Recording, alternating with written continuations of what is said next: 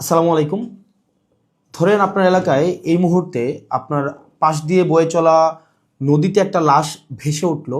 তখন আপনি তৎক্ষণাৎ পুলিশকে খবর দিলেন যে এই লাশটাকে উদ্ধার করার জন্য, যে এই লাশটা এসে উদ্ধার করে পোস্টমর্টেম করে যে আইনগত প্রক্রিয়া আছে সেগুলো মেনটেন করার জন্য পুলিশ আসলেন।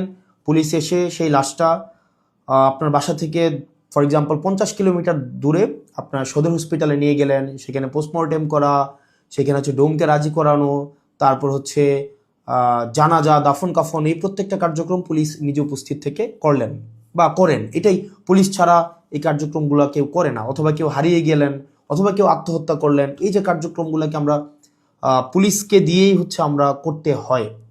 এখন কয়েকটা প্রশ্ন এখানে। আপনার বাসা থেকে বা নদীর পাড় থেকে লাশটা জেলা সদরে নিয়ে যাওয়ার জন্য যে খরচটা হয়েছে, অ্যাম্বুলেন্স ম্যানেজ করা, ডোম ম্যানেজ করা, হসপিটালের যে খরচ, এই খরচটা আসলে কে দেয়?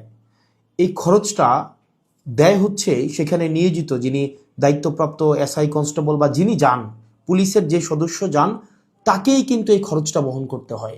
যেই 10-15 হাজার টাকা খরচ হয়, তাকে এই খরচটা বহন করতে হয়।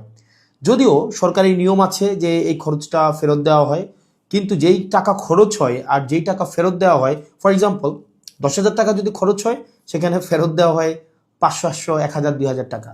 তো সেটা দেখা যায় খরচ হওয়ার তুলনায় প্রাপ্তির যেই ব্যবধান, সেটা দৃশ্যমান অনেক বেশি ব্যবধান। তো এই পুরো খরচটা কিন্তু পুলিশকেই বহন করতে হয়। দ্বিতীয়ত হচ্ছে, আপনি যদি আপনার এলাকার থানাগুলাতে যান, থানাগুলাতে গিয়ে যদি দেখেন যে আপনার এলাকার এসআই, কনস্টেবল বা আপনার যারা সেবা দিয়ে থাকেন যে পুলিশগুলা কোন ধরনের পরিবেশে থাকেন, আপনি বিশ্বাস করেন, যদি আপনি ওই পরিবেশটা দেখেন, আমরা ইউনিভার্সিটিতে যেভাবে গণরুমে ছিলাম, এক রুমে গাদাগাদি করে অনেকজন, ফ্লোরিং করা, শুধুমাত্র তোষকটা থাকতো, উপরে ফ্যান নাই, যথাযথ পয় নিষ্কাশন ব্যবস্থা নাই, তারপরে হচ্ছে ভেন্টিলেশন সিস্টেম নাই। একটা মানবীয় জীবন বলতে যেটা বোঝায়, আপনার থানাগুলোতে পুলিশরা সেই ধরনের পরিবেশে থাকে। এখন একটা পুলিশ আপনার ডিউটি করে এসে রাতে যদি এই ধরনের একটা পরিবেশে ঘুমায়, আমরা কি তার কাছ থেকে প্রত্যাশিত সেবা আমরা কিভাবে এক্সপেক্ট করব? মানে এটা এটা একটা মানবীয় জীবন থানাগুলাতে আসলে পুলিশের জন্য ব্যবস্থা করা হয়েছে।